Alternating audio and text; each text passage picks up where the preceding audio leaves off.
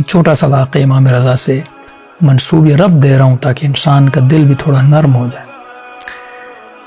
مامون کے زمانے میں ایک مدینے میں لوگوں نے حکومت کے خلاف ایک بغاوت کی تھی، تو اس بغاوت کو خاموش کرنے کے لیے انہوں نے فوجی بھیجے تھے۔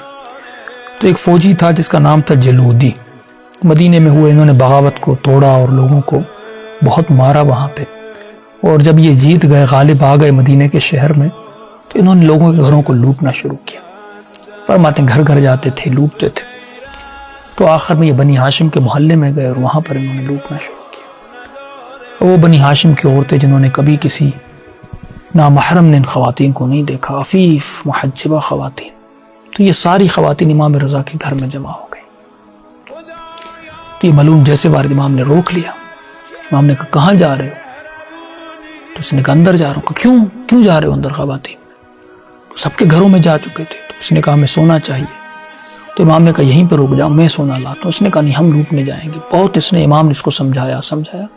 اللہ جانے اس پر بات کا اثر ہوا یہ ملعون پر، اور امام اندر جاتے ہیں، بیویوں کو کہتے ہیں جو بالیاں ہیں، جو کچھ جو ہیں، کنکن ہیں سونے کے، جتنی بھی زیورات ہیں، امام سارے لے کر اس کو دیتے ہیں۔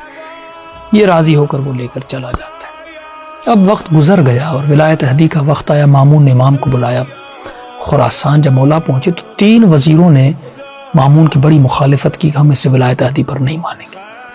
بڑے سرکش تھے اور بغاوت ہونے لگی، تو مامون نے تینوں کو جیل میں ڈال دیا، اور جب امام کو ولی عہد بنا دیا تو مولا ان کے ساتھ بیٹھے تھے، اور اس نے ان تینوں وزیروں کو پہلے کو بلایا، اس کو کہا کہ یہ میرے ولی عہد مانو گے کہ نہیں مانو گے؟ اس نے کہا مرتے دم تک مر بھی جاؤں میں اس کو نہیں مانوں گا۔ مامون نے حکم دیا اس کو مار دو۔ دوسرے کو بلایا، اس نے بھی کہا میں مرتے دم مر جاؤں گا، نہیں مانوں گا۔ تیسرے کو جب بلایا تو یہ تیسرا جلودی تھا، تو یہ جیسے آیا تو امام رضا علیہ السلام نے مامون کے کان میں کچھ کہنا شروع کر دیا، تو امام نے فرمایا اس سے بخش دو۔ دیکھیے امام یہاں پر اشارہ کر رہے ہیں کہ کون سا کام اہل بیت علیہ السلام کی نظر میں مہم ہے۔ امام کی نظر میں سونا مہم نہیں تھا، امام کی نظر میں کون سا مہم ہے کہ اس نے ہماری عورتوں کے اندر نہیں گیا تھا، یعنی عفت کو اس نے نہیں توڑا تھا، اس نے میری بات کو مانا تھا۔ سونا چلا گیا تو کیا ہوا، لیکن کم از کم عفت و آبرو بچی، اس نے یہ میری بات مانی، اس کی وجہ سے اسے چھوڑ دو، یہ قیامت میں پوچھا جائے گا۔ تو مامون نے کہا کیوں چھوڑو؟ امام نے کہا یہ آیا تھا لوٹنے، میں نے اسے منع کیا تھا، اس نے میری اتنی بات مانی تھی کہ اندر خواتین میں نہیں گیا تھا۔ تو جیسے اس نے یہ کہا تو اب یہ جو جلودی تھا اس نے سمجھا کہ یقیناً کیونکہ میں نے اس سے سونا، دیکھیں نا امام کی نگاہ اور اس فاسق کی نگاہ میں کتنا فرق ہے۔ امام کی نگاہ میں سونے کی اہمیت نہیں ہے، اہمیت کیا ہے کہ اس نے خواتین کی عزت رکھی، عفت کا خیال کیا، اندر نہیں کہ ہماری بات کو مانا، یہ امام کی نگاہ تھی۔ اس کی نگاہ میں سونے کی اہمیت تھی، اس نے سمجھا کہ یقیناً کیونکہ میں نے اس کا سونا چرایا تھا، یہ مامون کو کہہ رہا ہے کہ مامون اس کو قتل کر دو۔ 2 نگاہوں کا آپ کو فرق پتہ چل رہا ہے۔ تو مامون نے کہا ٹھیک ہے، کہا کہ یہ بڑا ظالم ہے جو ہے، یہ آپ کو کبھی نہیں مانے گا۔ امام نے کوئی بات نہیں، اس نے وہاں پر ہمارا خواتین کا خیال کیا تھا، لہٰذا اسے بخش دو۔ اب اس نے کہا کہ مامون تجھے اللہ کی عزت اور عظمت کی قسم ہے، اس جلودی نے مامون کو کہا کہ اس شخص کی بات کو مت مان، یہ جو تمہیں کانوں میں کہہ رہا ہے اس کی ایک بات کو۔ اب یہ سمجھ رہا تھا کہ مولا سونے کی وجہ سے کہیں گے اسے مار دو، یہ میرا اتنا سونا چرا کے لے گا، لیکن نہیں، امام کی نظر میں اہمیت کس چیز کی ہے؟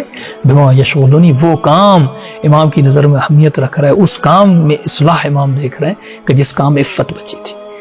تو اس نے کہا مامون تجھے اللہ کی عزت و عظمت کا قسم ہے کہ یہ جو کہہ رہا ہے شخص نا، اس کی بات کو نہیں ماننا۔ مامون نے کہا کہ اب میں واقعاً اس کی بات کو نہیں مانوں گا، اور کا جا کر اس کو قتل کر دو۔ تو عزیزان محترم، انسان کہہ سکتا ہے اپنے امام سے کہ مولا رضا علیہ السلام یہ دشمن تھا، لیکن اس نے آپ کی ایک بات مانی تھی، اس کی وجہ سے آپ نے اس کو بخش دیا۔ مولا ہم بہت برے ہیں، ہم بہت گنہگار ہیں، ہم بہت خطا کار ہیں، لیکن کچھ بھی ہو ہم آپ کے دشمن نہیں ہیں، ہمارے دلوں میں آپ کی محبت ہے، آپ کی ولایت ہے۔ تو جب آپ اس کو بخش سکتے ہیں تو یقیناً جن کے دلوں میں آپ کی محبت ہے آپ ان کو بھی بخش سکتے ہیں۔ پروردگار اہل بیت علیہ السلام کے صدقے میں ہم کو ایسا بنا جیسا ہمارے امام زمانہ میں دیکھنا چاہتے ہیں۔ ہم سب کو فرامین اہل بیت پر عمل کرنے کی توفیق نصیب فرما۔ السلام علیکم ورحمۃ اللہ وبرکاتہ.